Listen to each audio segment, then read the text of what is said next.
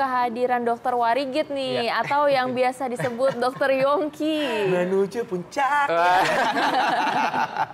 Nah, kita mau ngebahas soal kelenjar getah bening ya, Dok ya. Nih, Dok, ini katanya nih wanita lebih rentan alami masalah pembekakan getah bening. Fakta atau mitos, Dok? Itu mitos. Oh, mitos. Itu mitos ya. Jadi kalau pada dasarnya gini, kalau pembesaran atau pembengkakan kelenjar getah bening ya, itu kan kelenjar getah bening dia di dalamnya itu ada sel-sel imun atau sel-sel daya tahan tubuh atau limfosit atau sel darah putih. Dan dia juga ada kandungannya antibodi ya. Dia akan membesar kalau ada sesuatu. Ya, misalnya ada infeksi, bakteri, virus. Itu di dalam tubuh di mana? Dalam bagian tubuh, mana aja? ya ada bagian mana aja. Itu kalau dia itu misalnya daya tahan tubuhnya sedang turun. Nah, kalau berbicara lebih banyak laki atau perempuan pada kelenjar getah bening yang membesar itu mitos. Jadi kalau kita berbicara daya tahan tubuh atau imunitas atau kekebalan tubuh, pria dan wanita itu sama, laki perempuan sama. Ini ada fakta atau mitos berikutnya nih, Dok. Katanya kelenjar getah bening yang membengkak itu dapat sembuh sendiri. Fakta atau mitos? Itu mitos, ya. Mitos, ya. Jadi harus diapain tuh, Dok? Iya, jadi gini, kalau kelenjar getah bening itu harus kita lihat dulu. Apa penyebabnya gitu ya. Jadi harus kita lihat dulu. Jadi kalau ada apa nih? Misalnya gini, benjolan nih ya di leher ya, atau mungkin di ketiak, atau di selangkangan ya. Itu harus dipastikan dulu benjolannya apa gitu loh. Ada tidak gejala yang lainnya gitu. Kalau katakanlah misalnya, oh saya ada bengkak nih di leher, di mana? Sembuh sendiri itu mitos. Harus jelas dulu. Ini benjolannya kena apa? Ada penyakit apa? Kan banyak.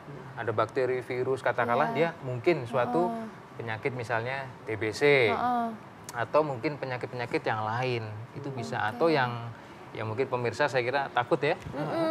Cancer atau kanker. Nah, harus ditegaskan dulu itu kenapa. Atau mungkin juga hanya infeksi biasa. Tambahan juga bahwa kalau memang benjolannya itu dia hanya karena virus, ya karena virus yang ya ringan lah ya virus, dia membesar tapi dengan daya tahan tubuh kita yang masih baik, dia akan menghilang sendiri. Nah mungkin maksudnya itu. Nggak lama berarti ya. Mungkin maksudnya ini ya 1-2 minggu. Daya tahan tubuh yang bagus, dia akan menghilang sendiri. Tapi kalau misalnya ternyata dia ada penyakit yang lain kan nggak bisa. Betul, itu dia. Langsung takutnya nanti malah terlambat nanti terdeteksinya. Nah ini ada mitos atau fakta nih, Dok, yang beredar katanya pembekakan kelenjar getah bening ini adalah tanda dari kanker getah bening. Itu fakta atau mitos? Iya, itu fakta, tapi harus dengan catatan ya. Maksudnya pembengkakan kelenjar getah bening tidak hanya itu pasti kanker, tapi mungkin ada yang lain. Tapi salah satunya adalah bisa mungkin dia cancer ya, atau sebutannya limfoma ya. Dan harus diingat juga bahwa suatu kanker ya atau keganasan itu juga ada gejala-gejala yang lainnya. Jadi tidak hanya misalnya membesarnya saja suatu kelenjar getah bening, tapi dia juga ada gejala yang lain seperti penurunan berat badan. Ya, itu juga harus dilihat. Penurunan berat badan yang tanpa sebab ya. Jadi ya makannya biasa tapi tiba-tiba dia turun ya. Kemudian dia sering keringat di malam hari. Nah, itu juga harus diwaspadai. Jadi ada gejala lain yang menyertai kalau itu suatu keganasan atau kanker atau limfoma tadi ya sebutannya. Dan ini ada lagi, Dok, yang beredar lagi, Dok, nih fakta atau mitosnya nih. Sering konsumsi makanan yang digoreng itu tinggi resiko pembekakan kelenjar getah bening, Dok. Mitos. Mitos. Nggak ngaruh ya, Dok, kalau makan gorengan boleh aja ya, Dok ya. Iya, nggak boleh juga. Goreng-gorengan nggak boleh banyak-banyak. Nggak boleh banyak-banyak. Catat tuh ya. Iya, benar-benar. Jadi gini, jadi mitos. Jadi memang tidak secara langsung ya, kayak misalnya gini, saya habis makan gorengan nih banyak banget, terus wah langsung membesar. Enggak gitu juga sih, tapi melalui proses-proses. Prosesnya adalah gini, habis makan gorengan nih, terus kondisi lagi nggak bagus nih, tiba-tiba dia mengalami radang atau faringitis. Faringitis kan dia juga bisa membengkak, ya ada infeksi lah. Prosesnya seperti itu. Tapi kalau langsung makan gorengan bikin bengkak ya enggak. Ini ada lagi nih mitos atau fakta nih, katanya penyakit menular seksual ini dapat timbulkan gejala pembekakan kelenjar getah bening. Fakta atau mitos, Dok? Fakta. Oh, Fakta. Jadi Ya. gimana tuh, Dok? Dok? Bisa jadi dari bawah ke atas gitu ya? Gimana tuh? Jadi gini, salah satunya adalah HIV, Ya. HIV AIDS ya, itu salah satunya ya. Biasanya pada stadium-stadium awal dia juga ada pembengkakan kelenjar getah bening, gitu. Itu juga harus ini ya kita tekankan, waspadai ya pada penderita dengan HIV AIDS. Loh kok saya ada bengkak nih, gitu. Mungkin dengan untuk stadium awal HIV itu ada, atau tadi saya sebutkan juga untuk HIV yang stadiumnya sudah terakhir ya, dia bisa ada benjolan. Nah, benjolan itu biasanya sih kecenderungannya disebabkan oleh TB atau TBC. Jadi TB kelenjar namanya. Itu kalau yang dia HIV AIDS stadium yang sudah terakhir, stadium 4. Baik, Gitu. Jadi secara ini bisa. Iya, baik Dok. Nah ini ada lagi Dok nih dipercaya oleh masyarakat banyak Dok. Pembekakan kelenjar getah bening dapat reda dengan diberi kompres hangat. Fakta atau mitos tuh Dok?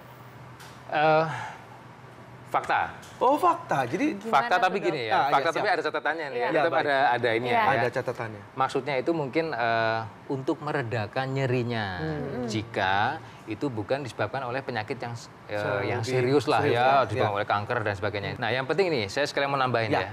Kalau penyebabnya itu karena kanker atau limfoma ya, atau keganasan tadi, itu biasanya dia cenderungnya tidak nyeri. Oh, ini dia nih. Ini penting. Jadi malah yang limfoma yang ganas itu malah Yang tidak ganas nyeri Dok? tidak nyeri, ya, tidak nyeri. Tapi kalau yang tadi pembengkakannya karena dia suatu infeksi ya, bakteri atau virus, biasanya dia nyeri. Nah, itu juga harus dipahami juga. Nah, mungkin tadi maksudnya kompres hangat ini untuk meredakan, tetapi Nyerinya tidak tadi ya, Dok, meredakan nyerinya ya gejalanya, tapi tidak menyembuhkan, hanya meredakan. Kan dia nyeri tuh. Dikompres air hangat boleh. Oke, ini terakhir nih Dok, tips-tips nih untuk masyarakat gimana sih cara pencegahan dan juga gimana cara mengatasinya kalau misalnya sudah bengkak, Dok? Oke, untuk masyarakat di rumah ya pemirsa, yang pasti yang pertama harus menjaga daya tahan tubuh. Itu paling penting ya, daya tahan tubuh. Dijaganya gimana tuh Dok? Daya tahan tubuh menjaganya dengan apa? Dengan olahraga yang teratur ya, 3-4 kali dalam seminggu. Dalam seminggu 3-4 kali. Satu kali olahraga itu 30 menit. Ya, itu olahraga macam-macam ya. Yang paling bagus berenang, kemudian jogging boleh ya, atau bersepeda santai itu bagus ya. Treadmill bagus juga. Kemudian berikutnya adalah pola makan yang baik, gaya hidup ya. Pola makan tadi sudah sebutkan, gorengan. Nah, ini hati-hati. Jauhi gorengan kalau bisa ya Dok. Ya, gorengan tetap hati-hati lah. Iya, itu juga makan makanan yang sehat ya. Junk food janganlah. Kita makan yang sayur, buah-buahan yang segar. Itu bagus ya. Yang berikutnya adalah stres. Stres itu juga menekan sistem imun, menekan kekebalan tubuh ya. Jadi harus jadi happy happy terus aja aja ya, Dok ya. Ya, happy ya. Terus intinya ya jangan stres lah. Positive thinking, tetap semangat ya. tetap ceria. Yes, betul sekali Dok. Terima kasih banyak Dokter Yongki. Sama-sama, Dr. Sheila. Pokoknya semangat itu bisa menyembuhkan juga ya berarti Kak Bukti ya. Betul.